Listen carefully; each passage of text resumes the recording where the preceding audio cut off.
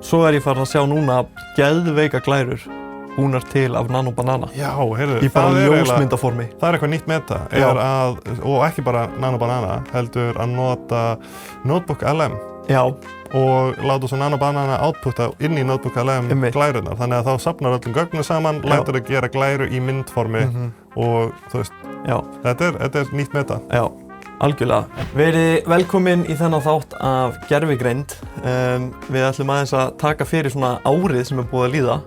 Fara yfir það besta og versta á árinu og ýmsa skemmtilega flokka sem við erum búin að... Og okkar take á alls konar svona sniðugum spurningum. Já. Frá 2025. Heldur betur. Það búið að vera mjög stórt ár í gervigreind. Rísa. Mögulega það stærsta hingað til. Klárlega það stærsta. Já. Segðu mér fyrst Sverrir, hvernig finnst þér bara svona árið búið að vera? Ótrúlega stórt. Það er að segja, það er aldrei búið að líða mánuður þar sem er ekki búið að koma eitthvað huge fréttir. Já. Og við erum klárlega ekki að fara að taka þetta fyrir mánuð eins og einhvern annar. Heldur bara út frá okkar skemmtilegu takes. En já, mér finnst þetta búið að vera svolítið merkilegt ár. Maður mjög fljótlega samt búin að venjast þessum hraða og venjast hlutum sem voru bara absúrd eða bara einhverja sci-fi pælingar fyrir ekkert svo lengi síðan. Og maður mjög fljótlega að gleyma hversu lélegir hlutir voru fyrir bara árið síðan. Algjörlega. Mér finnst árið í ár líka svona fyrsta árið, svona heila árið allavega, það sem að almenningur mjög meðvitaður gervigreind. Já, sko, mér finnst það bara alltaf verða meira og meira meðvitaður. Það er að segja að í fyrra var það meðvitaðasta sem almenningur hafi verið gervigreind og þar á undan líka. Og mér finnst þetta bara búið að vera stigvaxandi. En það trend algjörlega búið að halda áfram í ár. Veist, það er bara, maður er alltaf að heyra um þetta. Ég samt sko, hef alltaf þurft að tjekka sjálf á mig og segja, þú veist, er ég alltaf að heyra um þetta af því að ég er í búblu þar sem að ég er svona echo chamber, þar sem að ég er bara búin að vera að sækja út gervigreinda umræðu, eða er þetta allir? Ég held að sé einhvers staðar mitt á milli. Já, við höfum verið með ágætis svona nálgun á þetta sem er bara með alltaf út frá foreldrum okkar.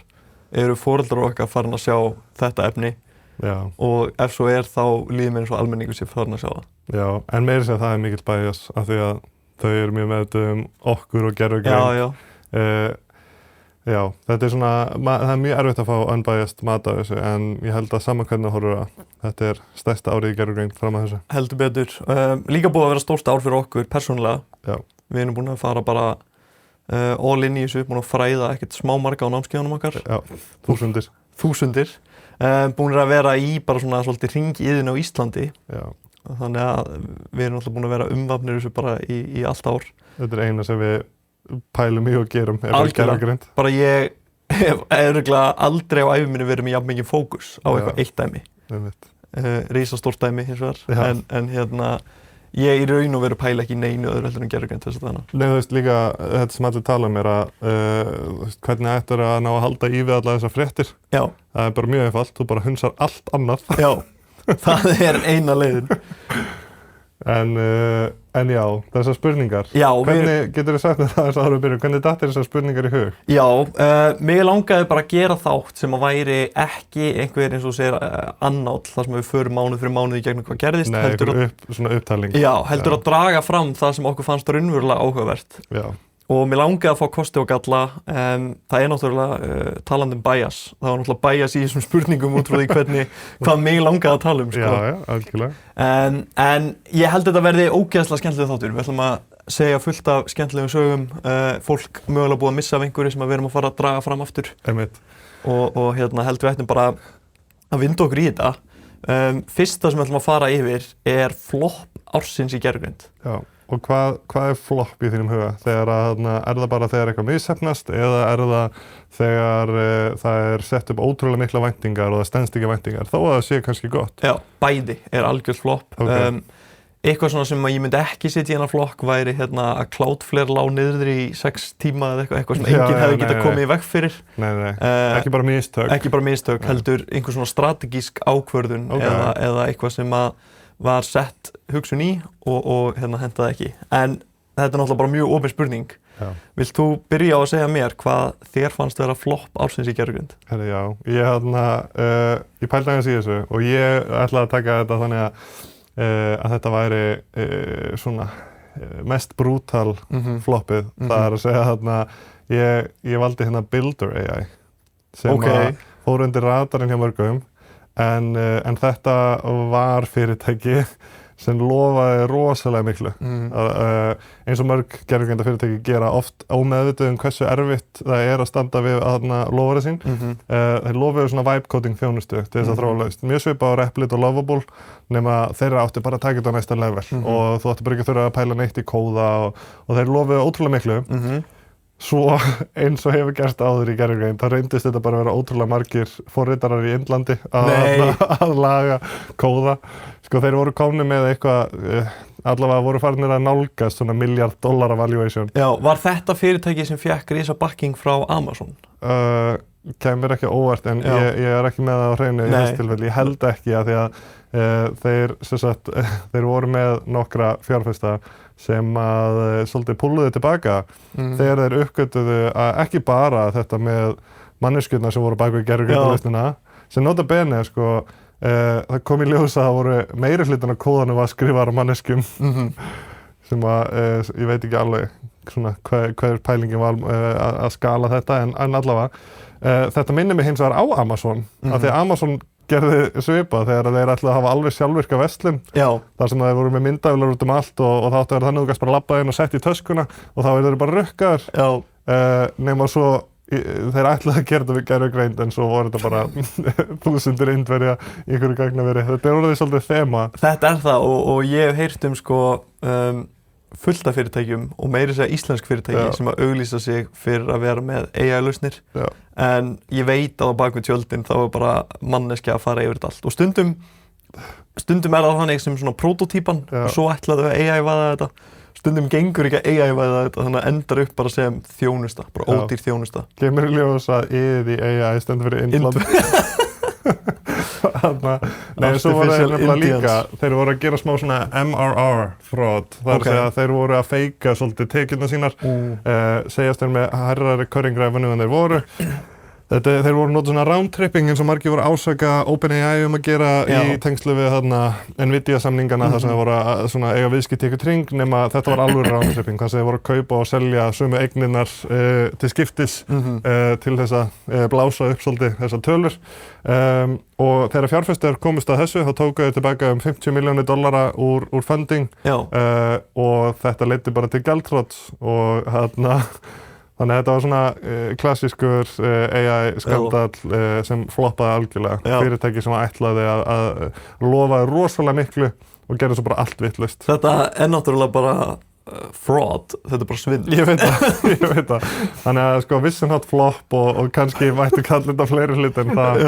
En já, mig grunar ég veit hvað þú ert að fara að nefna þarna og ég er með 2 runners-up sem ég nefni eftir smá. Já, ég ætla að koma bara með flop ársins sem bara risastórt. Þetta bara Microsoft sem bara heild. Fyndið það, því ég bætti þessu við bara núna fyrir smá stund en ég held þú myndi segja hana. Nú, mér fannst bara Microsoft gera lítið sem ekkert þau voru alltaf að elta. Þetta eitt stærsta fyrirtæki í heimi og hefur alla burði til þess að vera í framlínunni en eru það ekki.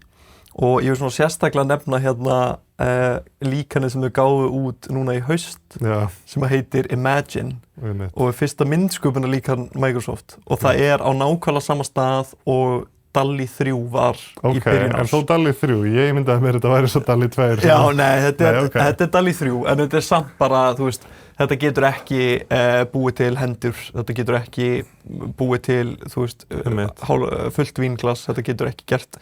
Já, það pínu áhugavert. Alltaf svona típisku, já. Það pínu áhugavert að segja þetta sé alveg glatað að því það var eins og DALL-E 3 sem var það besta sem OpenAI var með bara í byrjun árs en það var orðið mjög gamalt hjá OpenAI. Það voru margir búin að taka fram að þeim áður en þeir uppfæra. Já, og DALL-E 3 var í byrjun árs orðið gamalt líka. Já, einmitt, ekki spurning.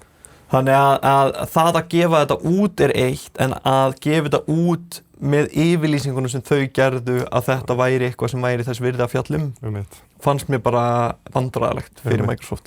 Já, þannig að þetta líkan floppið hjá þér eða bara Microsoft? Já, ég með bara fyrirtækið Microsoft. Það sem ég punktaði hjá mér hérna áðan og ég hef verið svona svolítið feiminn við að tala um í podinu að Copilot. Já. Copilot búið að vera svo mikið vonbrigði. Við heyrum alltaf frá fólki að þau vilja nota og við reynum almennt að vera ekkert að segja of mikið neikvætt það. En þetta búið að vera mikið vonbrigði að þetta stóra fyrirtæki sé ekki með eitthvað betur en þetta. Og maður bara búin að vera að sjá meira og meira í umræðinni hjá gervigreindar-samfélaginu að fólk sé óánægt með Copilot. Og það þetta oft svona ýkt dæmi þar sem að það eiginlega engin afsökun. Það eru alveg hlutir sem hægt að gera vel inn í Copilot. Þannig að þetta ekki algjörlega bara drasla á allavegu, en þeir eru búin að vera algjörlega over-promising og under-delivering. Vandamálið eins og þeir gáfu út ég hef séð að gera þetta oftar en einu sinni. Þeir gefa út eitthvað demo til að sýna bara, ef þú setur þetta inn í Excel þá getur það gert svona fyrir og svo prófa fólk þetta. Og það bara virkar ekki neitt. Jafnvel þó að gera orð fyrir orð eins og í demóinu. Nákvæmlega eins. Og það bara svona, hvað var markmiðið með þessu demói? Þú veist, og akkur gáðu þetta út af því að þetta bara eiginlega false advertising. Þú veist, þetta er vörusvik að vera að lofa þessu til þess að selja lausnina þína og svo getur þetta ekki gert þennan hlut. Og þeir hafa bara verið að feila svolítið í að miðla upplýsingum og svona upplýsa fólk tólið, getunar og fólk heldur að það sé með Copilot og ekki með Copilot. Það bara búið að vera mess. Algjörlega, og þau eru algjörlega að lifa á því að fyrirtæki eru nú þegar í Microsoft pakkanum og vilja halda sér innan hans. Og það sem að ég vil eiginlega nefna því að þetta er mjög relevant, Satya Nadella, forstjóri Microsoft, smá svona Freudian slip út af þessu sambandi. Satya Nadella, forstjóri Microsoft, sagðist hafa orðið fyrir miklu vonbrigðum sjálfur með Copilot bara í gær og búinn að taka að sér persónulega að leiða núna gervigreindar málin hjá Microsoft. Þetta var bara í gær. Þetta eru risa fréttir, ég var ekki búinn að heyra þetta. Þetta eru stóra fréttir, en þegar að CEO fyrirtækisins hættur að lýsa öllu lýsa þessu sem svona frábæri lausn og bara að segja, við þurfum að breyta einhverju. Það svolítið sterkt merki að lausnin sé ekki góð. Algjörlega. Og þetta svona svolítið ríma við það sem við erum búin að tala um. En hvað það? Ertu með runners up? Ég með runners up. Eitt af því ChatGPT Agent Kit. Sem kom út í haust. Já, og við töluðum það, olli miklu fjaðrafóki. Ég var aldrei eitthvað sannfærður, mér fannst svona verri útgáfa af þessum sjálfvirkni lausnum. Já, einmitt. Svo hefur bara ekki heyrst frá þessu síðan. Nei, það verður enginn verið að pæla í þessu. Nei. Og það var gerður sérstakur viðburður fyrir þetta. Já. Ég með eitt annað, vilt þú segja fyrst? Já, GPT-5. Já. Ekki lélegt líkan, og þú veist, og þannig séð ennþá alveg bara, þú veist, og 5,2 og allt sem hefur komið síðan. Þetta allt bara allt í lagi. En miðað við væntingarnar sem fólk hafði. Já. Af því að það var alltaf bara verið að blása væntingar út frá því að bera saman stökki frá GPT-3 upp í 4 og svo tala bara, vá, hvað verður GPT-5? Og fólk var bara búið að gera sér of stóra hugmyndir. Og OpenAI aðeins að ýta undir það líka. Alveg bara svona að segja, stórt að fara að koma. Og svo var þetta bara incremental. Þetta var bara svona smá betra en það sem hefur voru búin að gefa út. Og svo ætluðu þeir að láta þetta vera svakast niður að það myndi meta fyrir því hversu lengi það hugsar og þetta router líkan sem það nota, það hefur líka ekkert verið það besta sem ég veit og þeir hafa ekkert verið frábæri að miðla heldur þessu vali og það sem í gangi þarna. Ég með slögt á því eiginlega alltaf. Já, og það sem að þetta hefur þýtt að fólk, eins og við reyndar nefndum heldur í þættinu sem tölum þetta, fólk oft að lenda í því að fá mjög léleg svör, fá neikvæða upplifun og skilur ekki að þetta einfallega út af því þú valdir instant en ekki thinking. Þannig að allavega, GPT-5 var svona ekki flopp af því að það var lélegt heldur af því að það var bara búið að gera upp og mikla væntingar. Já, síðasta sem ég skrifaði hérna, Midjourney, byrjaði sem leiðandi myndsköpunarlíkan. Byrjaði árið á því að vera bara fremst í flokki myndsköpunarlíkana. Að ljúka árinu á að vera svona alternative lausn fyrir þá sem vilja einhvern ákveðin stíl en þeir eru eiginlega alveg búin að detta út úr svona hringiðunni sko. Mér finnst þeir ennþá eiga smá kreditskilið fyrir það hvað þeir gefa mikið creative control. Það að segja að þó að þessi margir aðri farnir að gera það líka, að þá finnst mér eins og þeir séu með svolítið aðra sýn á hvernig listamenn eiga að vinna með gervigreind og þannig að mér finnst eins og þeir séu ekki alveg úr leiknum en ég skil þau, af því að en svo spyr maður sig líka sko, hversu mikið var hægt að vera fram úr öllum öðrum þegar að við erum farin að sjá svona lítinn mun á uppfæslum. Já. Þá það náttúrulega bara orðið eins og með Nanobanana þar sem að þú getur gert nákvæm diagrams og einhverja svona hluti sem eiginlega orðið meira heldur en bara myndsköpunarverkefni eða listsköpunar af því að þetta orðið svo gott nú þegar þú finnur ekkert fyrir einhverjum svona mun. Hæ, örsnögt, ég ætlaði bara að láta vita, við Sverrir erum að tala alveg rosalega mikið af mismunandi tólum í þessum þætti og ef þið viljið fá lista yfir þessi tól eða fólk sem við erum að nefna þá verðum við með smá svona show notes eða umsögn þáttinn og hluti sem minnst á inn á heimasíðun okkar, þannig að þið getið farið inn á javelin.is/pod, það er POD, til þess að finna upplýsingar alla þættina okkar og svona show notes með nokkrum völdum. Mér langar líka að minna á að við erum að gefa ykkur þetta algjörlega ókeypis og það er góðri ástæði að því við höldum að þið séu að fá rosalega mikið virði út frá þessu en það myndi hjálpa okkur gríðarlega mikið ef þið myndið deila þessu með einhverjum vini ykkar, ef þið myndið láta kollega vita, ef það er einhver hliðin á okkur núna sem að gæti fílað gervigreind að láta hann vita, heyrðu, ég er að hlusta á hlaðvarp og ég er að fá ótrúlega mikið virði út í því. Ég ætla ekki að hafa þetta lengra, aftur í þáttinn. En já, næsta spurning. Já, hin hliðin á peningnum. Já, sko, ert þú með gott take við þessu? Hvað kom skemmtilega á óvart? Já, ég er með, sko, ég ætla að byrja á að segja það að hver einasta uppfærsla kemur mér skemmtilega á óvart hjá stórum og líkonunum.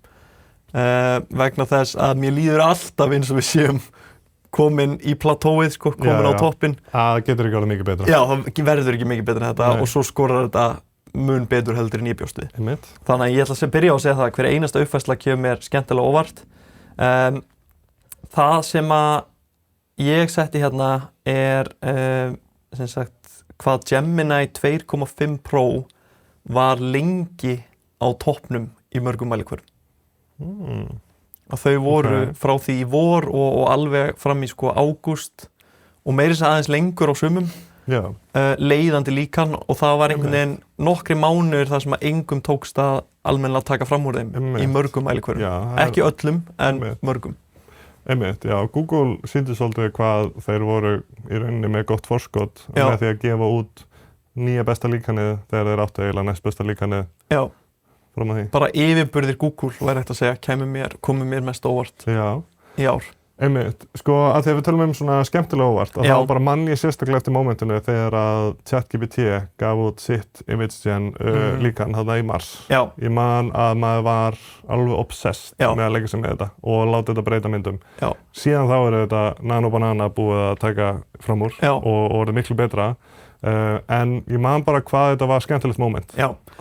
Ég held að þó að það sé hægt að mæla munin á ImageGen hjá ChatGPT og Nanobanana mjög hátt að þá var þessi svona tilfinning munin frá DALL-E 3 og yfir í ImageGen miklu sterkari. Og þetta var svona kvöld þar sem að við vöktum fram á nótt að búa til myndir og uppfæra námskeiðið okkar og setja inn nýjustu upplýsingar að því að bara þetta var stórt. Þetta var huge. Við gátum ekki haldið námskeiðið daginn eftir talandi það sem að var þegar það sem að var orðið svona miklu betra.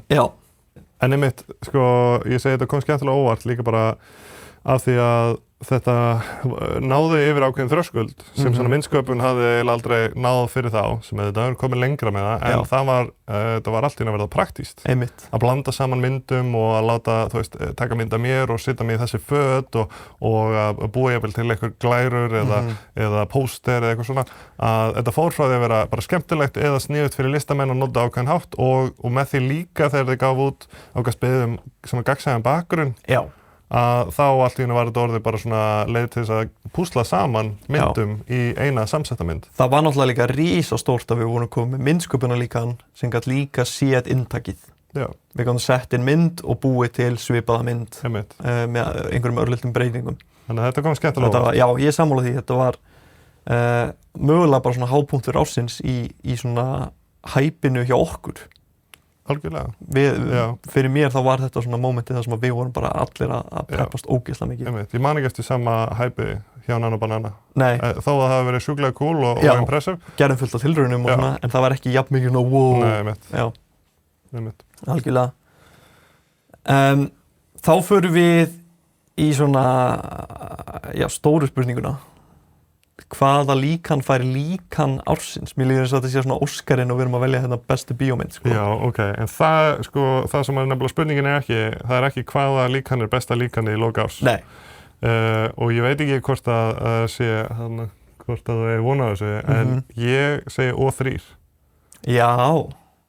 Ég segi ChatGPT eða OpenAI O3 líkanið, sem sko ennþann dag í dag myndi ég segja sé sennilega frekar samkeppnishæft á vissa vegu. Ég hefði sennilega sagt O1 en það kom út í desember í fyrra. En það sem að O3 gerði sem var mind-blowing á þeim tíma. Hvenær kom það út? Var það í vor? O3 kom út í, ég var búin að punta hérna, ég held að það hafi verið mars eða apríl. Já, apríl. Já, bara síðastliðna páska í rauninni. Já. Og málið O3 eiginlega setti svip á árið. O3 sýndi okkur það sem að næsta skref í gervigreind myndi vera, sem að var í rauninni, sem var þessi hugsunarlíkan. Og O1 var huge unlock, en O3, þegar við sáum stökki frá O1 upp í O3, hvað það voru mikla framfarir á stuttum tíma, að þá vorum við búin að, það sem að kannski ensku með mikill slettu, vorum búin að unlocka nýtt paradigm, þú veist, þetta var komið eiginlega í nýjan fasa, þessi þróun, og mann leiði eins og þetta væri bara, nú væri bara singularity komið, það var bara, vorum að stökkva á svaka hraðferð, en þetta hefur að mínum að þetta einkennt framfæriðnar á árinu, og þetta er svolítið svipað Andrei Karpathy var að segja í sínum svona, sinni hugleiðingu árið, en sem sagt, það sem var merkilegt við þetta var að þetta kynnti til leiks nýja gerð af þjálfun og nýja gerð af inference. Það er að segja að fyrir O-líkaninn þá var lítið búið að breytast í þróun mállíkana frá 2020 eða 2022. Það var alltaf bara þessi forþjálfun, fieldþjálfun og svo styrkinganám frá sem sagt, frá human feedback, það er reinforcement learning from human feedback, nema núna bættist við styrkinganám frá staðfestanlegum verðlaunum, ég reyna að þýða þetta, reinforcement learning from verifiable rewards. Það sem ég reyni, þeir föttu að bara með því að svolítið sleppa taumunum á mállíkani og í staðinn verið að segja lærðu frá þessum gögnum, að þá segja reyndu við þetta verkefni og þegar þú nærð að leysa það, þá verðlaunum við þig og þjálfum við á þeim tilraunum sem að heppnuðust. Og þá gátu þeir kannski kasta 10.000 tilraunum í eitthvað erfitt vandamál og ef að 2 þeirra heppnuðust, að þá var að þjálfa á þeim tilraunum og svo var það orðið klárara fyrir næstu verkefni sem það var að leysa. Þannig erum við komin í það að gera í rauninni þjálfunargögn út frá gervigreindinni. Að nota gervigreind til að búa til sín eigin þjálfunargögn virkar náttúrulega best í þeim verkefnum sem er hægt að staðfesta auðveldlega, stærðfræðidæmi, eðlisfræði, forritun, eitthvað svoleiðis. En mér finnst þetta geðveikt sjátt hjá þér, O3. Ég vil eiginlega bara ekkert segja hvað ég skrifaði af því að þetta er rétt á svarið sem þú ert að koma með. En eitt sem að mér langar að koma inn á er að eitthvað sem maður heyrði mikið í lok síðasta árs og byrjun þessar árs er hérna hvað ætla gervigreindarfyrirtækin að gera þegar komið svo mikið gervigreindarefni á neti að það er ekki hægt að þjálfa þau. Þeir eru bara búin að setja miklu. Þeir eru viljandi að gera þetta. Viljandi að láta gervigreind þjálfa nýja gervigreind. Þannig að þetta er ekki issue. Nei, þeir fundu leið til þess að láta gervigreind skapa hágæða þjálfunargögn sem var issue áður. Þeir vildi ekki lenda í svona model collapse á því að þjálfa á einhverju slopp. En þannig ertu að láta það spýta út milljón hlutum og þjálfa það á þeim sem voru góð. Og svo hitt paradigmið í rauninni sem að þetta unlockaði það bæði það að þjálfa sig á eigin á því að reyna og svo líka að hugsa lengur til þess að fá betri niðurstöðu. Þetta thinking dæmi, það er bara búið að sýna sig að ef þú ert til í að kasta 10 sinnum meiri pening í vandamáli, að þá færðu aðeins betra svar.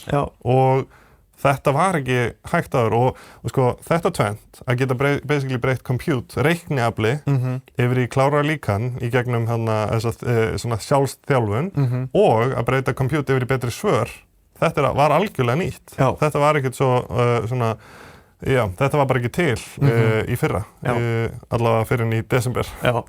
Þannig að þetta var huge að mínum mati. Já, þetta risastórt. Ég með svolítið aðra nálgun á þessu spurningu. Okay. Meira hugsa hvaða líkan var líkan ársins hjá mér. Já, ok. Hvað var ég ánægðastur með. Og þetta svolítið svona out of the blue svar, en það líkan sem ég ánægðastur með Composer 1 frá Cursor. Já, ok. Og ég ætla að biðja þig bara örsnögt á eins einfaldan hátt og þú getur að þú útskýrir fyrir fólki hvað distillation og hvernig það fer fram. Já, eimun í rauninni. Eimun á líkunum. Já, að eima líkan. Þá í rauninni tekurðu stórt líkan, sem rosalega klárt, þjálfaði ótrúlega miklum gögnum í ótrúlega langan tíma og við lítum á þetta líkan eins og kennara og svo tekurðu minna líkan sem að hefur í rauninni ekki eins mikla rýmd fyrir gáfur. Þú getur ekki geymt eins mikla þekking í því og það mun ekki vera eins klárt sama þó þú þjálfar það eins mikið og þú þjálfar það líkan á úttaki hins líkansins. Það svolítið eins og kennari og nemandi, þar sem að kennarinn í rauninni kennir nemandur allt sem að hann getur í gegnum þetta prósess að uppfæra það út frá svörum hins líkansins, nema það sem er einmitt gott að skilja að eimað líkan mun aldrei vera eins gott og hitt. Það að segja, nemandinn mun aldrei verða klárari en kennarinn ef hann lærir eingöngu frá kennaranum. Akkurát. En þetta samt sem áður leið til þess að fá líkan sem rosalega gott miðað við stærðina sína. Já. Þannig að þú ert búin að sjóða það niður í bara það mikilvægasta, þannig að þá kannski getur það verið 1/10 eða 1/100 af kostnaði stærra líkansins, en samt bara 10% verra. Og á sama tíma getur það líka orðið mun hraðara en samt bara örlítið verra. Hraðara, ódýrara, minna líka upp á hvaða tækjum þú getur keyrt það. Já. Betra á eiginlega alla vegu nema ekki alveg klárt. Og Composer 1 fyrsta líkanið sem að Cursor gefur út. Og fyrir þá sem ekki þekkja Cursor þá þetta umhverfi fyrir forritara, þar sem geta forritað með aðstoð gervigreindar. Og Cursor gefa út Composer 1 sem eimað líkan. Og þá spyr maður sig, hvernig gátu þau gefa út fyrsta gervigreindarlíkanið sitt sem eimað líkan, hver kendi því?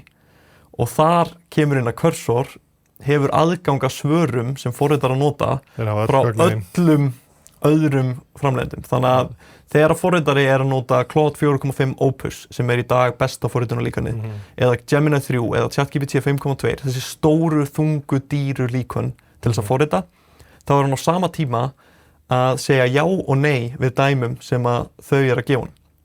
Þannig að þau geta tekið rjóman úr þessum stóru líkunum og soðið niður í eitt pínulítið líkan sem að ég vildi ég hefði flett upp tölum fyrir þetta, en af upplifunum minni svona 20 sinnum hraðara. Já, ok. Þetta bara fáránlega hratt. Það hratt að eiginlega skiptir ekki lengur máli að fá það mikið hraðar. Já, að bara þetta drítar út svörum og gera það rosalega vel og ég búin að vera ótrúlega ánægð með þetta líkan. Svona, þeir eru þarna new kid on the block allavega. Þetta fyrsta líkanið sem þeir gefa út og þeir alveg skilja smá kredit fyrir að vera að taka þátt á þennan hátt. Það eru mjög fáir sem að munu koma inn í leikinn á þessum tímapunkti með eitthvað samkeppnishæft, nema þetta sé bara einhver heimsveldi eða tæknirisar. Já. Gallinn við þetta náttúrulega að þetta líkan mun aldrei skora jafn hátt á benchmarks. Þannig að það kemst ekki alveg inn í, eða það mun geta skorað á hraða benchmarks. Eða efficiency benchmarks. Svona, hvað ekki kalla Pareto gains, þegar þú ert með í rauninni eitthvað sem að stendur sig betur en eitt annað í sama annarkvort verðflokki eða hraðaflokki. Einmitt. En benchmarkin sem að svona almenningur horfir á í rauninni bara hver klárastur, hver bestur, og það ekki tekið mikið tillit til hraða í svoleiðis.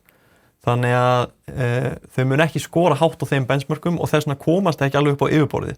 Og það kemur mér ekkert óvart ef þú hefðir bara sjaldan sem aldrei heyrt af Composer 1 nema bara frá mér, sko. Þannig að mér langaði að gefa þessu shoutout. Þetta búið að vera bara líkan ársins hjá mér, af því að þetta að auka bara afköstin mín svakalega.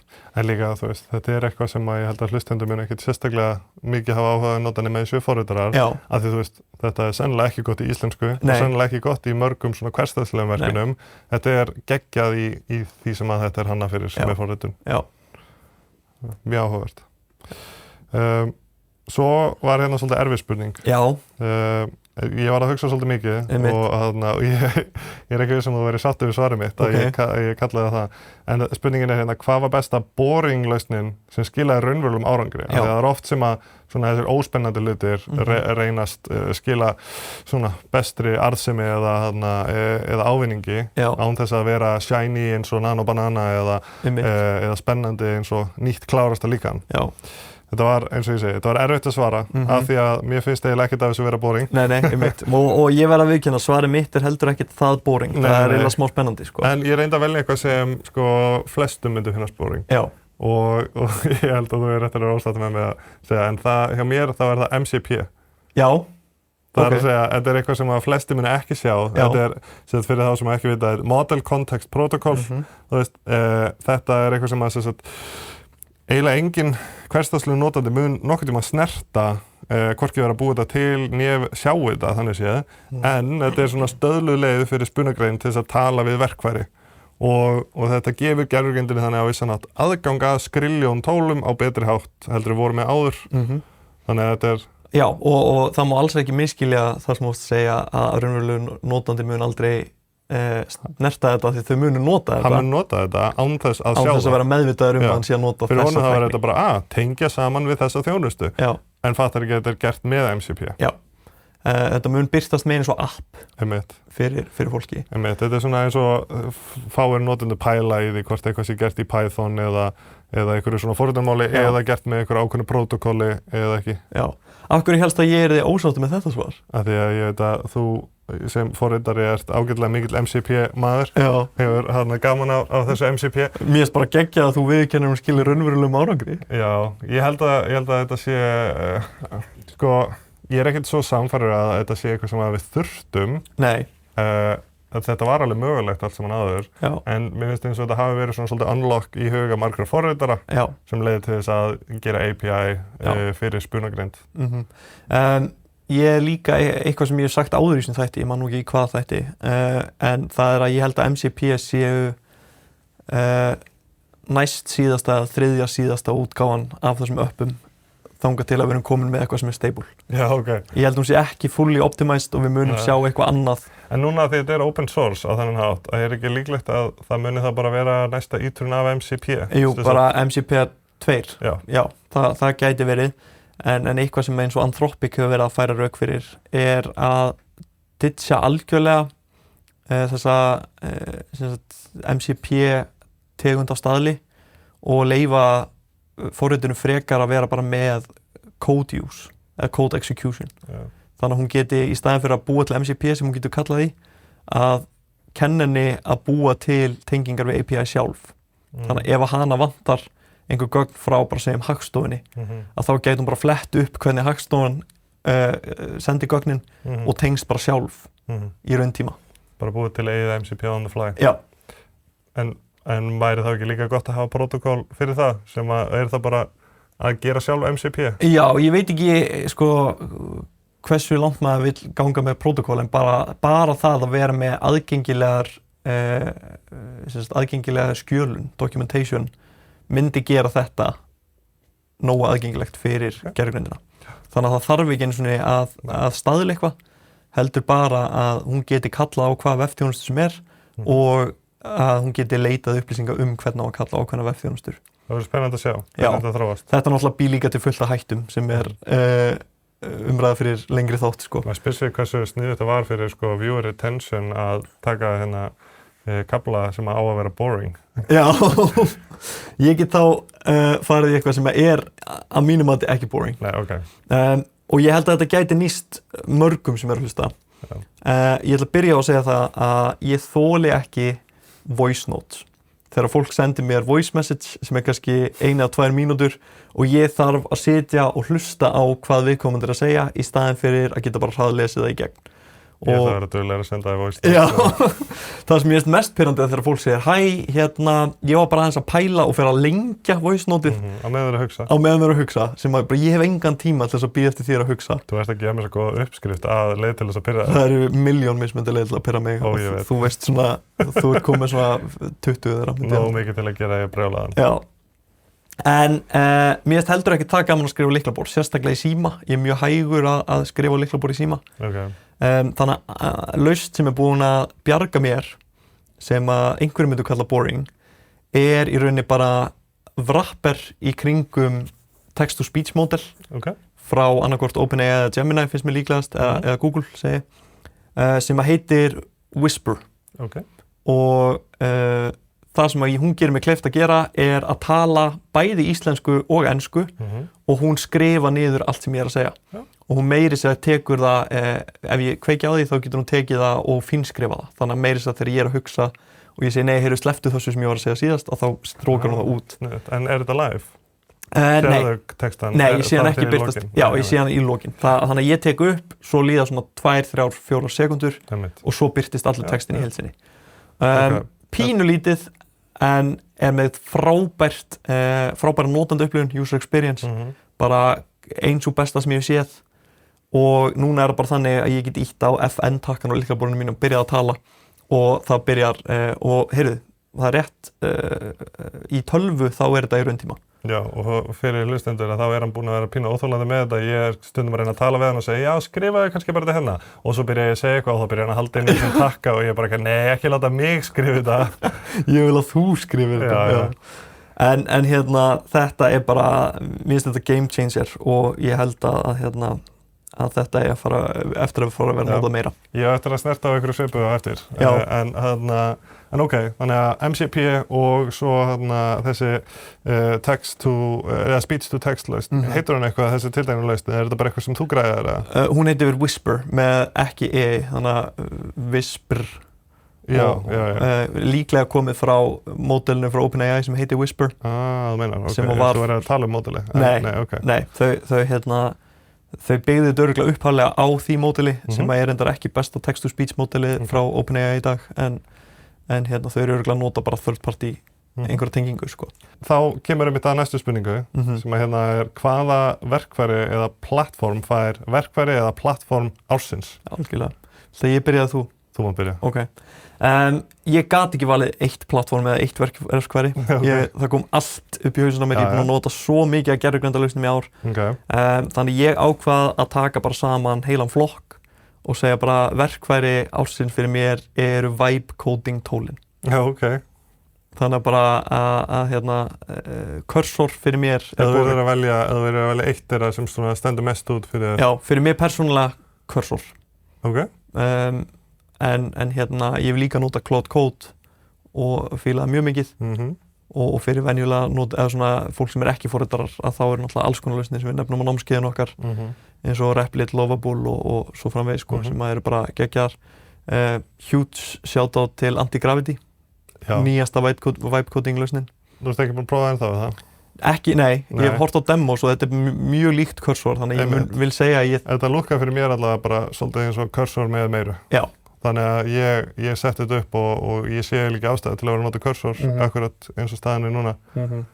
Þannig að ég held að þetta sé bara mjög svipað. Eina ástæðan fyrir ég hef ekki skipt að ég er svo búinn að setja allt upp í cursor. En þú getur náttúrulega að setja allt upp í Anti-Gravity með sama hætti. Ég veit að það tekur hálfan dag að færa sig yfir. Nei, setja upp öll extensionin bara í Já, svo þarf ég að hafa sama litakóða og ég með í cursor og svo fatta ég að það einhver shortcut sem ég þarf að færa yfir og alls konar. Er það ekki allt í svona settings JSON fæli?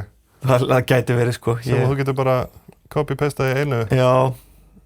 Ég mun skipta yfir ef þetta heldur svona áfram, en ég vil ekki á fyrstu 2 mánuðurum bara hoppa yfir og sjá svo eftir því. Já. Ég vil fyrir ekki að fá smá reynslu. Já, þú ert ekki tilbúin að committa. Nei. En ok, mitt svar við þessu verkfæri ársins eiginlega, Claude Code. Já. Þannig að við vorum mjög svipuðum slóðum þarna, en ég sagði sérstaklega Claude Code frekar heldur en þessar forritunarlausnir, af því að fyrir mér að þá eru þessar forritunarlausnir eins og cursor pínu 2024. Það er að segja að þetta var búið að vera svolítið bylting í fyrra og ég sá þetta ekki gera það mikið nýtt, en þegar Claude Code kom út sem svona agentic lausn sem, þú veist, keyrir í tölvunni þinni og fyrir forriturum var þetta orðið svona svolítið eins og aðstofamaður bara sem að var í tölvunni með þér, sem að var huge, nýtt, svona öðruvísi en nálgun. Ég er búinn að heyra frá ótrúlega mörgum forriturum að þetta bara búið að gjörbreyta hvernig þeir vinna og þannig að mínu mati var þetta eitt stærsta svona unlock ársins allavega fyrir forritara. En svo er ég búinn að heyra að það eru svo margir sem forritarar yfirleitt sem eru að nota þetta í hluti sem ekki bara forritun. Þeir eru að nota þetta líka bara til þess að skrifa texta, að gera skýrslur eða semja tölvupósta af því að þetta er bara í tölvunni þeirra. Þannig að ég held að þetta sé mögulega eitthvað nýtt svona í uppsiglingu, ný nálgun að hafa líkan að keyra bara í rauninni í tölvunni. Ég held að notenda viðmóti sé ekki það sem almenningur mun vilja nota, að hafa þetta á svona skipanarlínu. En það verður sagt að þá finnst mér þetta samt vera byrjunin á einhverju nýju og spennandi. Já. Cloud Code er náttúrulega ekki beint að keyra í tölvunni á fólki, en það hefur aðgang að öllu. Já, þú veist, það er að segja, það er ekki að keyra á þinni vél, en það er í rauninni umhverfið sem það sér er þín vél. Það er að segja að það upplifir sig verandi inn í þínum folderum, inn í þinni tölvu og að því leyti að þá birtist gervigreindin í tölvunni, þó að vissulega sé hún ekki að keyra tölvunni. Akkurat. En hérna, já, ég bara get tekið undir þetta. Cloud Code var algjör bylting. Það að þetta fái svona mikinn aðgang er náttúrulega risastórt en það er líka bara Claude hefur verið rosalega framalega í öllu svona automation í kringum Cloud Code. Að hérna við erum komið erindreka sem getur búið til fleiri erindreka. Þannig að þú setur eitthvað að stað, þú segir hérna, heyrðu, ég þarf að fylla út þessa skýrslu hérna sem með 12 löngum spurningum. Búið til einn erindreka og hver á að sjá eina spurningu. Já, svolítið eins og wide research hjá Manus að búa til marga agents eða eins og Mr. Meeseek í Rick and Morty. Já, ángríns, getur smellt á takkan og það byrtist og klára markmið sitt svo eina markmið hans er að klára markmið sitt svo hann getur dáið. Já, svo hann getur horfið. Þeir geta ekki dáið. Nei, ok. Já, við vorum mjög align þarna en þá komum við að spurningu sem að ég var spenntur fyrir sem að hvað er uppáhalds heimasmíðaða tólið þitt á árinu? Hvort sem að þú hafi smíðað einhver annar sem þú þekkir? Já. Bara svona notkun á free will í kringum AI. Einmitt. Ég verð að segja mælaborðið mitt. Já. Þarna Eduscraperinn. Það er þarna svolítið skemmtilegt hvernig þetta tól eða mælaborð var til. Já. Ég var búinn að vera að heyra Replit í ótrúlega langa tíma og forritin að prófa þetta nema þetta var sem sagt á laugardegi og ég vildi ekkert vera eitthvað að vinna á mikið og ég ætlaði að fara að erindast með konunni og við ætluðum bara að fara að vera að gera allt annað og ég bara svona, mér langar samt svo að prófa Replit þannig að ég ákvað að í rauninni, ég tók mér svona korter í að setja þetta upp eða sem sagt kaupa aðgang og skrámi inn og allt það og svo ætlaði ég bara að setja verkefnið af stað og ég lýsti bara fyrir því í frekar ítalega og var alveg bara, hvað er þetta spýtu, ég er alveg að klára þetta, treystu mér, þetta er að fara að vinna fyrir mig í einhverju klukkutíma, ég vil ná þessu vel. En ég skrifaði þarna ítalega kvæðningu um nákvæmlega hvað það var sem ég vildi að skreipa það ákveðin gögn fyrir mig og geymdi þau og myndi svo búa til mælaborð og ég gerði frekar ítalega kvæðningu og setti það bara af stað. Svo fórum við út, vorum að erindast, fórum út í verslun, ég var í Krónunni þegar allt í einu fekk ég tilkynningu um að það var að bíða eftir einhver endurgjöf, kíkti í símann og sendi aðra 1-2 kvaðningu til þess að láta það halda áfram, setti svo áfram í þarna vasan og hélt áfram og svona í rauninni takandi alltaf kannski bara svona 5 mínútur af atviklinu minni í senn og á meðan ég var bara að gera eitthvað allt annað að það var til mælaborð sem virkaði allavega inn í Replit og gerði það sem ég vildi og svo gæti ég bara látið forritara minn fá þetta, látið þið fá þetta og þú svona, að mér skilst, þurftir ekkert eitthvað að breyta rosalega miklu til þess að hýsa þetta á öðrum stað þar sem að þetta var orðið aðeins aðgengilegra en bottom line var það að ég bjó til heilt mælaborð sem virkaði, þú deployaðir og við erum ennþá að nota þetta mælaborð og síðan þá erum við búin að vera að uppfæra það mjög reglulega og þetta var annað tækifæri fyrir mig til að prófa aðra lausn á árinu sem var Codex og í rauninni er Codex búið að vera main contributor í þessu verkefni allavega ef þú mælir það í ríkbónu og það er að þú veist, ég lýsti alltaf bara fyrir Codex með því að tengja við þetta repository nákvæmlega hvað það var sem ég vildi breyta. Þannig ég sagði bara, heyrðu, geturðu bætt við grafi sem að gera þetta og þetta? Heyrðu, geturðu bætt við hérna þessum upplýsingum og reiknað út þetta? Já. Þannig ég bara svona, í gegnum örugglega svona 50 uppfærslur að öðru hvoru. Það var ég kannski bara eitthvað að pæla í þessum gögnum, baðum eitthvað eitt, svo var ég ekkert að pæla í þessu nokkra daga. En nú erum við bara komið ótrúlega ítarlegt mælaborð sem við köllum stundum bara algjört skrýmsli að því að þetta er orðið sem ílt kóði og það er engin manneskja á jörðinni sem þekkir hann kóða og þar að leiðandi er svona smá martröð að ætla að koma sér inn í verkefninu og mikið til þess að laga eða viðhalda því, en þetta er ótrúlega gagnlegt. Já, þetta er risa unlock fyrir fólk. Þú fyrir þá sem ekki vita þá er Sverrir með master í gervigreind og gagnavísindum. Já.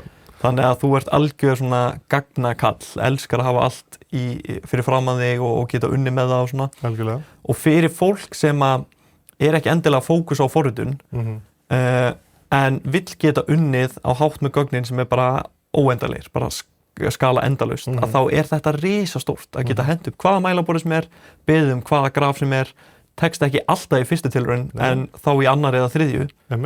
Og bara sett upp þessa hluti án þess endilega að þurfa að líka kunna setja upp gagnagrunn og bakenda og hýsa þetta á réttum stað og passa ekkert leki og allt þetta sko, sem er hlutverk svona forritara. Og þú veist, sko, maður þarf þetta að fara varlega. Þetta er ekki endilega öruggasta leiðin til þess að vinna með gögnin. Þetta er ekki endilega áreiðanlegasta leiðin. Ef þú gefur út einhverja þjónustu að þá eru alveg ágæta líkur að það verður auðvelt að hakka hana, að það er alls konar öryggisatriði sem að það þarf reyndari forritara til þess að passa upp á. Eins og staðan er í dag að þá er þetta kannski ekki alveg skynsamlegasta leiðin til þess að búa til lausnir sem að þú ætlar að reka fyrirtæki í kringum. Það sem er mikið sem að veltur á því að þetta sé í lagi. En þetta er risa unlock einhver síður að því að þetta getur verið nóg til að búa til lítil og ótrúlega gagnleg verkefni. Sem að geta verið reikin bara innan hús og bara til að leysa eitthvað 1 eða 2 lítil verkefni, þetta er svona low risk en mikið unlock, þannig að... Já, ef að fólk ætlar að fara að gefa eitthvað út svo... Sem ég er nú búinn að sjá einhverju gera. Já, það er mikið það, að þá mæli ég eindregið með því að fá einhvern sem veit hvað hann er að gera til þess að fara yfir kóðan, prófa þetta og sjá hvort það sé einhver augljós atriði sem hægt að brjótast inn í. Mér langar kannski aðeins að nefna bara því við erum að tala þetta örstnögt Tea Time eða Tea sem er bandarískt app sem að einhver kona setti upp og væpkóðaði sem að var sérstaklega fyrir konur til þess að slúðra við hvora aðra. Og það var ekkert smá mikið af persónuupplýsingum. Þetta er næstu því flopp ársins. Næstu því, já. Ekkert smá mikið af persónuupplýsingum, ekkert smá mikið af einhverjum svona bara leyndarmálum. Það var bara pointið, var bara að deila leyndamálum í þessu appi. Oh my god. Kom í ljós að ekkert af þessu var varið og það þurfti ekki nema bara bara nýútskrifaðan forritara til þess að finna veikleikana. Þú veist, hurðin var ekki eins og læst, þú gast bara að labba þig. Hún var galopin. Já, það var eiginlega bara skiltið sem sagði bara gangdu inn hér og þá færðu öll gögnin. Og allt sem var búið að fara fram á þessu appi lag. Þannig að fariði algjörlega vallega þegar þið farið í svona, en fyrir innanhúslausnir sem að fara ekki á netið, að þá er þetta algjör snilld. Algjör snilld. En hvað er þitt uppáhalds heimasmíðaverkefni? Var það Tea Time eða? Já, það var mitt uppáhalds, nei. Mitt uppáhalds heimasmíðaverkefni voru í rauninni bara N8N workflowin sem ég er búinn að vera að leika mér að setja upp. Fyrir þá sem ekki þekkja N8N, að þá er þetta bara svona fallegt viðmót til þess að setja upp nóður sem tala við hver aðra og maður í rauninni forritar flæði í svona ákveðnu drag and drop ferli. Og ég er búinn að setja upp nokkur svona flæði, nokkra svona erindreka sem eru að hjálpa mér að bara einfalda mig lífið. Nýjasti sem ég setti upp tekur saman bara allt sem er í dagatalinu mínu fyrir daginn í dag og sendir mér klukkan 8 á morgnana. Þá fæ ég bara skilaboð þar sem hann er búinn að taka saman bara daginn minn. Smá svona eins og ritari sem að gefa mér smá bríf yfir hvað er að fara að gerast í dag. Eitt sem hefur gagnast mér hvað mest er einhver sem ég get sent á og ég segi, heyrðu, ég þarf að taka strætó heim eða ég þarf að taka strætó í vinnuna og hann lætur mig vita út frá kortinu hjá strætó.is ekki út frá tíma áætluninni, heldur hvar strætóin er í raun og veru þegar það eru akkurat 7 mínútur í hann. Sem er tíminn sem tekur mig að pakka saman hérna og í rólegheitum labba út og út á strætóstoppistöð. Þannig að það hefur hjálpað mér mjög mikið og bara til að gefa shoutout eitthvað sem ég hef svo sem ekki notað eins mikið og ég bjóst við en það erindreki sem að getur flett upp og svarað hverju sem upp á pósthólunum mínu þannig ég get sagt, hvað getur þú gefið mér samantekt eða hvað eru nýjustu póstanum mínir eitthvað áriðandi sem ég þarf að pæla í Þetta bara búið að vera hobbyið mitt undanfarna mánuði það að setja upp svona sjálfvirknivæðingar og ég keypti mér í sumar bara aðgang að áskrift að N8N hýst á sér þjóni þannig að allt sem að fer hana fram svo lengi sem ég ekki að nota API sem ég gerir endalega líka prívat fyrir mig þannig að ég á tölvuna kannski gott einmitt að taka það sérstaklega fram að því að maður getur verið á gráu svæði ef maður maður að deila öllum þessum gögnum allt í einu á server úti en þetta vissulega server úti en ekki á sama hátt Já, hann hjá vel virtu fyrirtæki sem að með samninga við mig þar sem að stendur að ég eigi þennan vélbúnað í ár Þannig svolítið meira eins og hvernig öll fyrirtæki á Íslandi eru með gögnin sín hjá Azure eða einhverju svona skýjaprovider En ég bara, þessir erindrekar voru bara risastórt fyrir mig og ég sé fram á að geta notað á miklu meira í framtíðinni Mér finnst þetta brilljant millivegur á milli svona hefðbundnar sjálfvirknivæðingar og notkun á gervigreind Kekja, fíla Ég hlakka til að sjá fleiri erindrekar koma frá þér Nú koma reynda tvær mjög skemmtilegar spurningar sem sem sagt, fyrst hvað var vanmetnasta moment eða tól ársins og svo ofmetnasta moment eða tól ársins Vilt þú byrja á vanmetið? Vanmetnasta sko ég ákvað að henda hérna inn þegar að Google keypti Windsurf eða sem sagt acquireði forstjóra Windsurf sem að var svo anti-gravity Windsurf var bara svona vibe coding lausn og OpenAI reyndi að kaupa það gæti verið flop ársins þegar að þau buðu $3 milljarða í Windsurf og díllinn gekk ekki gegn mjög stuttu seinna, bara nokkrum dögum eða vikum seinna voru Google búin að ráða forstjóra og helstu starfsmenn Windsurf til sín án þess að kaupa lausnina en þau réðu þetta fólk fyrir $2,4 milljarða þannig að næstu það sama og OpenAI ætlaði að kaupa allt fyrirtækið á og svo var fyrirtæki keypt af Cognition sem er með Devin AI, hefur þið heyrt hann? Já, ég hef heyrt þetta. Já, þetta var mjög vinsælt í svona desember í fyrra. Langa síðan. En Cognition keypti það og bara bútaði það niður og seldi það út allt, sko. En þetta varð síðar að Antigravity, sem er vibe coding lausnin hjá Google. Já, ég hef heyrt að þetta sé svolítið svona backed up moment, þar sem að founderinn yfirgaf svolítið fólkið sitt og svona sold out. Ég hef heyrt mikið gagnrýni í kringum þennan díl, sko. Já. Þessi díll hefði átt að vera svona stærri í augum flestra heldur en hann var. Já. Af því að hann varð svo að risastóru dæmi og við hefðum átt að sjá það fyrir, sko. Já. Sko, ég með svolítið öðruvísi take. Eitt vanmetið tól að mínum mati. Við höfum svolítið hæpað þetta fyrir fólki, en mér finnst eins og rosalega margir í svona AI umræðinni á netinu kunni ekki að meta þetta tól og eiginlega bara drulla yfir það. Okay. Og það er ChatGPT Agent. Það eru svo margir að mínum mati sem eiga erfitt með að sjá fyrir sér hluti sem að þeir geta látið þetta gera sem þeir geta ekki látið venjulega ChatGPT gera. Og man kannski notar þetta ekkert það mikið, en fólk lýsir þessu eins og þetta sé bara algjörlega gagnslaust. En að mínum mati var þetta pínu unlock. Þetta var, mér finnst þetta geggjað, ég noti þetta alveg slatta. Ég hef notað þetta til þess að finna hluti eða upplýsingar á netinu og safna saman upplýsingum. En ég finn eiginlega aldrei umræðu agent frá ChatGPT nema það sé til þess að segja hversu mikið drasl það er. Þannig að mér finnst þetta algjörlega vanmetið tól. Mér fannst það risastórt þegar ég fattaði frá þér að agentin á auðvelt með að fylla inn í töflur. Bara opna Google Sheets, bara gera það public, deila með honum hlekknum og leyfa honum bara að vinna inn í. Ég held að fólk fatti þetta ekki. Ég held að þessu fáir af þessum sem eru að drulla yfir það sem fatta að þeir eru þarna með workers sem geta tekið saman þátt og geta bara sett 10 agents í að fylla út í eitthvað skjal fyrir þig. Þetta er, ég er sammála, þetta er risastórt og mjög kannski svipað á vissan háttsamt og það sem þú gæti gert með Manus White research, þú gæti látið að fara og safna upplýsingum alla skjáina og alla þessa hluti. Þannig að þú veist, en mér finnst þetta allavega mjög cool. Já, þetta er kannski ekki mest optimized leiðin til þess að gera hluti, en mögulega mest general. Já. Að þú veist, agent ræður bara mjög oft við hvaða verkefni sem er. Það er einhver verkefni alltaf sem hann getur ekki, en bara, og eitt sem við höfum rætt það er ekki langt síðan að þegar að fólk spurði okkur, er hægt að búa til glærukynningu með gervigreind, að svarið var bara nei.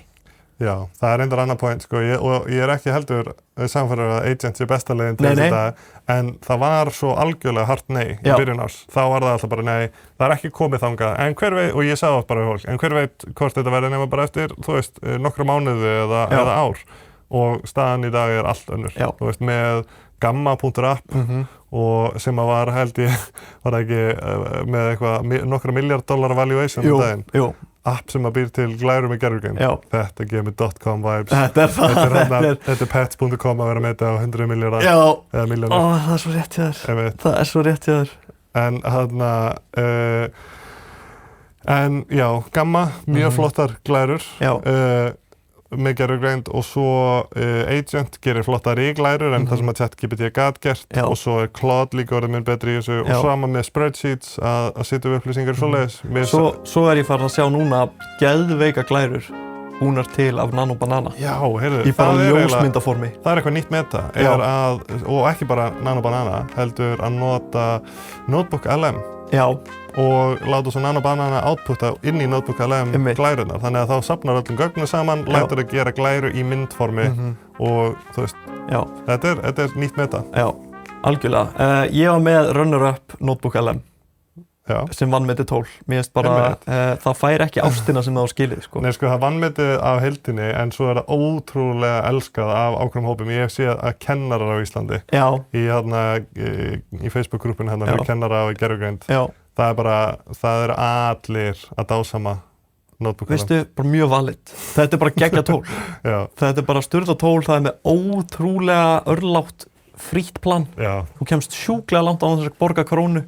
Þetta er bara ekki prívat, en þetta er persónulegt rak fyrir þig með bara engu efforti. Já, þetta er miklu betri útgáfa af því sem að Project er reynd að vera fyrir ChatGPT. Já, bara, margfalt betri, það er eiginlega ekkert sambarlegt. Og ég er náttúrulega bara, að því að við erum að kenna þetta á framhaldsnámskeiðinu og svoleiðis hjá okkur, þá hef ég mjög mikið kafað onni í RAG og mér finnst þetta mjög spennandi aðferðafræði og Notebook LM eru bara top tier RAG. Já, það gerir þetta vel, það er endalega góða punktur. Miðað við hvað þau ráða við margar ólíka tegundir af gögnum, því er alveg sama þó hendir inn íslenskum texta og enskum texta í bland, sem er ekki sjálfgefið fyrir reglust. Nei, alls ekki. Þannig að þetta er já, ég vil gefa þessu runner-up velunin.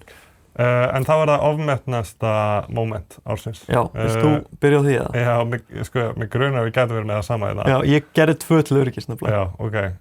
Ég myndi segja að ofmetnasta moment ársins var DeepSeek. Sammála því, það var nummer 1 hjá mér. Já, þarna í janúar. Já. Ég held að það var í janúar þegar að,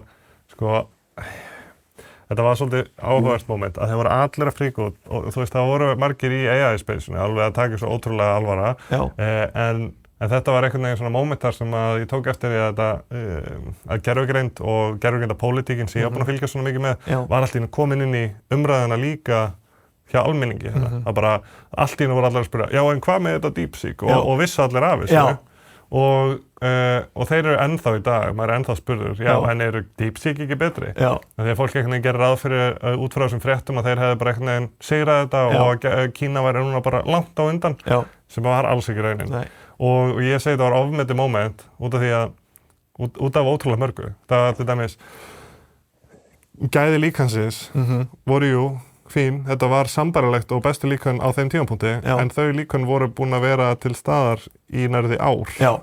Þannig að þeir voru ári eftir, allavega hvað var það að vera samkeppnishæftur 4O. Þetta var líka eftir að O1 kom út og svo kom O3 stuttu seinna og það bara svona, það var strax og komið langt á eftir. Og þau voru ekki einu sinni eitthvað mikið betri heldur en 4O. Það voru ekki betri, ekki samkvæmt allavega, svona held ég, meiri hluta mælikvarða.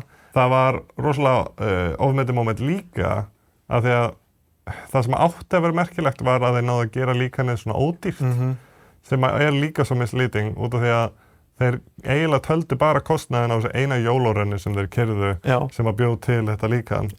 Og sem sagt, fyrir það sem hafa ekki heyrt þetta áður, jólarenn sem sagt, þegar þú ert búin að undirbúa ógeðslega mikið og rannsaka hvað svona stillingar á líkani eru best og svo einhverjum tímabúti þarftu bara að setja kökunin í ofn og láta hana bakast í staðin fyrir að gera 100 tilraunir og svo bara snertur það ekki og þetta er það sem ég kalla jólarenn því að þetta er svona renn sem þú verður á endanum að gera og það er ógeðslega dýrt og ef þú feilar að því að þú veist þá er ótrúlega lítið sem getur gert til að bjarga því. Og þau töldu í rauninni bara tíman sem kakan var inn í ofni en ekki, ef maður spyr hvað tók þið langan tíma að baka þetta? Já, eða hvað tók þið langan tíma að fara í gegnum bakaranámið þitt? Já.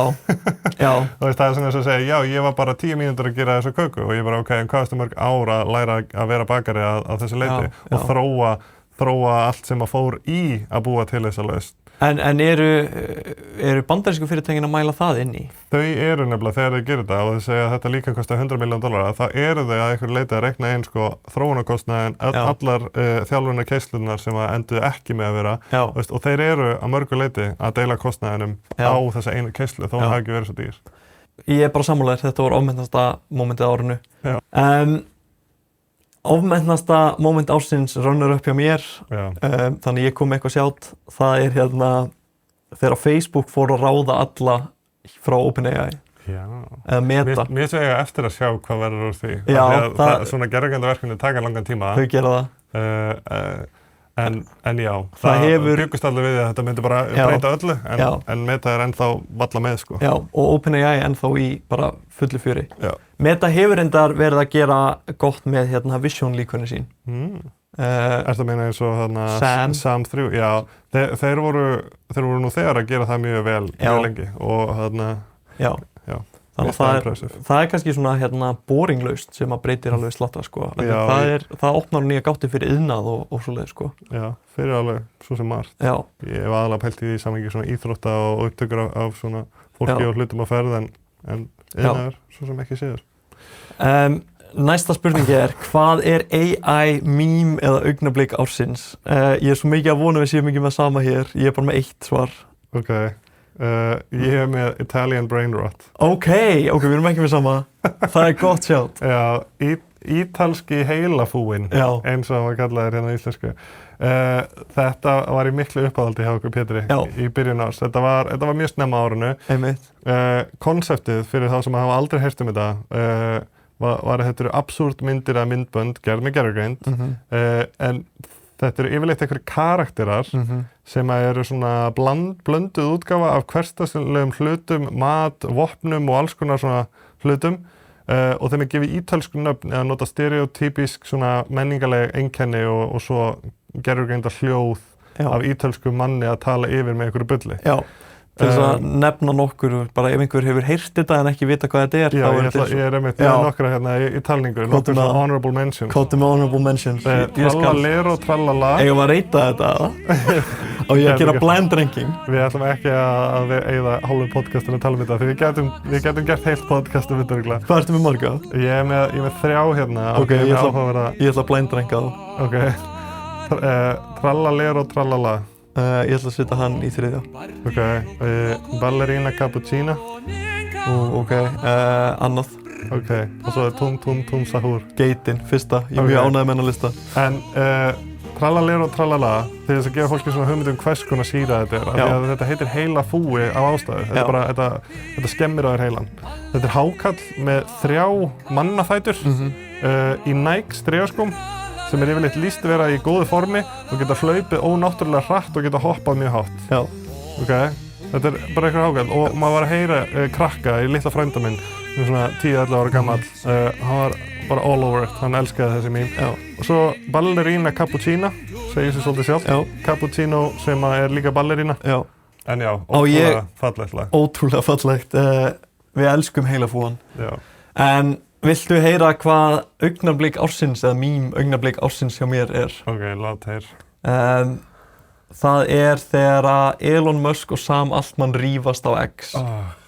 Which time, sko, þeir eru alltaf eitthvað. Ég tek þetta bara allt saman og alltaf örstuðt að fara í gegnum bara hvað átt sér stað.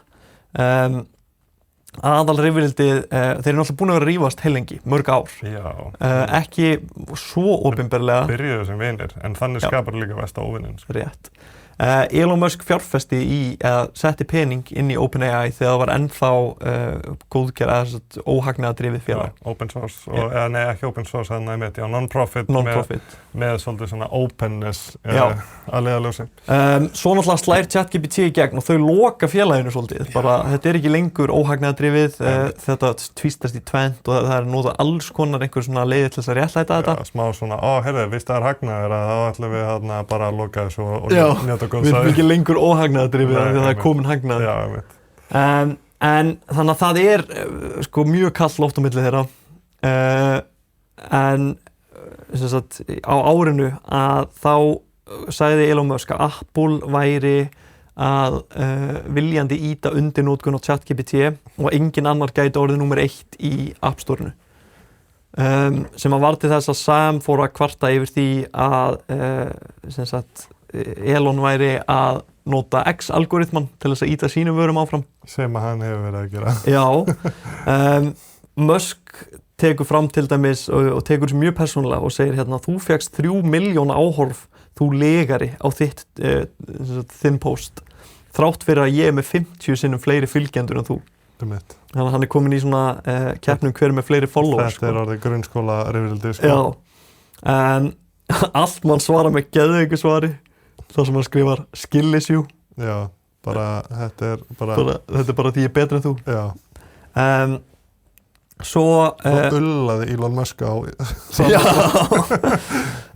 svo fór þetta frá og tilbaka. Ég ætla ekki að rekja þetta eitthvað alveg en hérna. Nei, þeir fóru líka yfir striki á köflum. Já. Altman bað Elon að skrifa undir sem sagt svona óð eða eið að hann væri ekki að breyta algoritmanum og þá myndi hann biðjast afsökunar. Elon getur náttúrulega ekki gert það því að hann hefur breytt algoritmanum sjálfur. Ýmislegt sem á sér stað þarna. En núna á næsta ári, 30. mars, þá munu fara fram réttarhöld í Kaliforníu þar sem að Elon Musk að kæra Sam Altman, forstjóra OpenAI, Greg Brockman, forseta stjórnar, formann stjórnar hjá OpenAI, OpenAI og Microsoft. Þannig að þetta bara Elon á móti OpenAI og Microsoft samsteypunni í dómsmáli sem að gæti verið líka ástæðan fyrir að við höfum ekki heyrt mikið þetta undanfarið af því þeir geti ekki tjáð sig mikið opinberlega. En réttarhöldin snúa sem sagt bara það að Musk finnst óréttlátt að OpenAI hafi breytt viðskiptamódelinu sínu. Eftir að hann fjárfesti. Manstu hvað það var mikill peningur? 157 miljard dollara. Wow. Ég geti verið súr yfir því líka ef ég vil reyða svo miklum pening. Hvort að það sé allt frá Elon Musk veit ég ekki. Það þetta sem máli snýst það gæti verið frá öllum samtals. Svo þegar ég fletsi upp að það segir hérna sko að það talið vera 45 miljón dollara en hann hafi haldið fram að það hafi verið 100 miljón dollara. Það kannski ekki alveg þekkt. Nei, það ekki alveg þekkt en hérna dómsmálið allavega þar lýst sem 157 miljard dollara. Já, það örugglega bara fyrirtæki í heild sinni sem að hann á móti. En það alltaf gaman að fylgjast með Elon Musk rífast við einhvern á internetinu. Og ég veit ekki alveg hvort mér finnst það eins gaman. Mér finnst það alltaf gaman. En þú lýstir þessu ótrúlega vel núna hvort það hefur verið í sumar eða í haust, frasi sem að ég gleymi ekki, að þú átt aldrei að slást við svín af því að þið endið bæði í drullunni en svínið mun fíla það. Já. Einmitt. Og hérna í þessu tilfelli Elon Musk svolítið svínið sko, honum finnst bara geggjað að vera í drullunni sko. Einmitt, hann dregur niður með sér og alveg fer á lægsta plan og það bara, þú getur ekki haldið the high road í samtali við hann sko. Nei. Þá það síðasta spurningin sem við ætlum að fara yfir.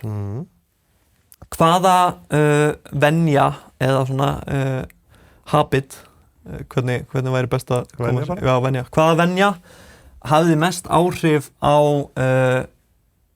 bara svona vinnuna þína, AI vinnuna, ferlið, teymið, heilsuna jafnvel, eða mjög opið, bara hvaða ekki AI-lausn hefur bjargað þér mest? Sko, þetta samt sko, þetta pínu AI-lausn sem ég nota, það að segja að það sem hefur gjörbreytt hlutum svolítið fyrir mig að tala meira við gervigreindina, nota röddina. Ég kannski fyrir smá göngutúr eða fyrir afsíðis þegar ég með kannski einhverja hálfklára pælingu eða einhverja hugmynd og þá byrja ég bara að tala. Byrja bara að segja það sem ég að hugsa og ég noti þenn tækifæri til þess að klára hugsunina upphátt fyrir gegnum þessa hluti og fæ svo gervigreindin í rauninni til að segja við mig tilbaka. Segja mér svona aðeins nýtmiðari hátt hvað ég að pæla og gera kannski tengingar fyrir mig og segja, heyrðu, það sem þú ert að pæla í hérna algengt vandamál við svona og almennt þetta lausnin eða þá þegar ég er búinn að koma þessu öllu frá mér að segja hverju mælur með að ég geri og fæ þannig svona að leysa úr einhverjum flækjum sem ég með í hausnum. Þannig bæði það að segja hlutin upphátt gerir mikið fyrir mig hvort sem ég notaði gervigreind á það eða ekki en að fá hana svo til þess að greiða úr þessum flækjum fyrir mig. Mjög verðmætt. Ég bara trúi því innilega. Ég valdi hérna eitthvað sem svolítið skylt, en svona hinn hliðin. Ég valdi Notion og mér langar bara að segja til þeirra sem eru ennþá að hlusta, þið eru að fara að fá hérna rísastóran móla frá mér. Þetta er jólagjöfin mín til ykkar. Veriði með stað til þess að skrifa niður pælingar, hugsanir, geyma hluti, þess vegna bara linka. Bara til að dömpa öllu. Og hafið það allt á sama stað. Og þetta, ég mæli með Notion, en þetta getur verið eitthvað annað svipatól eins og Obsidian, eða bara Word-skjal, eða text-edit. Svona þetta OneNote. Já, OneNote. Kærasta mín notar Google Docs, bara dömpar öllu þar. Það skiptir bara svo miklu máli að vera með einn miðlægan stað þar sem þú geymir bara búta á lífinu sem þú gætir þurft á að halda seinna. Og það hefur algjörlega breytt mínu skipulagi. Ég nota Notion til þess að skipuleggja allt tengt vinnunni. Við erum alltaf með okkar skipulagi í Notion. En svo heima fyrir, þá eru ég og kona með innkaupalista, við erum með óskalistan okkar fyrir jólin, það sem þarf að gera í íbúðinni, við erum með að geymum allt þarna inni og þetta er bara að breyta öllu og þarna náttúrulega nota ég mjög mikið gervigreindartól eins og ChatGPT meðfram til þess að hreinskrifa hluti og svoleiðis en bara það að geyma þetta allt þarna á centra stað sem er alltaf opinn hjá mér er bara að breyta öllu sko. Þetta er líka þannig að undirbúða fyrir framtíð þar sem þú getur svo dömpað þessu öllu inn í gervigreind og hún hjálpa þér að greiða úr öllum þessum flækjum og sjá signalið fyrir öllu noisinu og púsla öllu saman og þetta getur verið verðmætt sko. Já, bara til þess að nefna bara einfalt dæmi sem hefði ekki verið hægt samt á þess að gera þetta það er að jafn óðum yfir árið er ég búinn að vera að skrifa niður hluti sem að mér langar í eða vantar en hef ekki tímt að kaupa mér ennþá og það hefur safnast upp í svona svolítið gjafalista og núna fyrir jól gæti ég tekið allan gjafalistan sett inn í ChatGPT og sagt, út frá þessum lista fyndu hluti fyrir mig sem að mér fyndist áhugaverðir og það segir, heyrðu, ég sé hérna að þú ert að pæla í plöntum og tækni hefur eitthvað pælt í Smart Garden til þess að rækta þínar eigin kryddjurtir og kemur með pælingar út frá öðru sem er á listanum. Alveg valið, sko. Já, þannig að mjög góð pæling. Bara kæri hlustandi, reynda tileinka þér eitthvað tól þar sem að þú getur sett inn texta. Það er líka að mínu mati að vera mikilvægara að við lærum að skilgreina og kjúreita hugsunin okkar niður á blað. Já. Og þetta er að hjálpa með það. Geggjað. Jæja, Pétur, ertu með einhver loka orð? Eitthvað svo vilt segja áður en að við köllum þetta gott?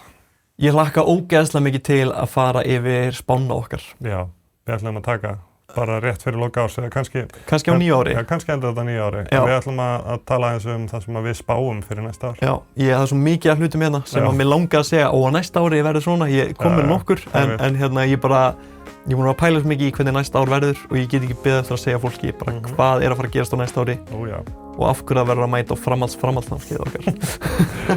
Já, einmitt. Geggjað, þarna hlakka líka til. Þetta er geggjað þáttur, ég held að það sé stútfullur efni. Nice.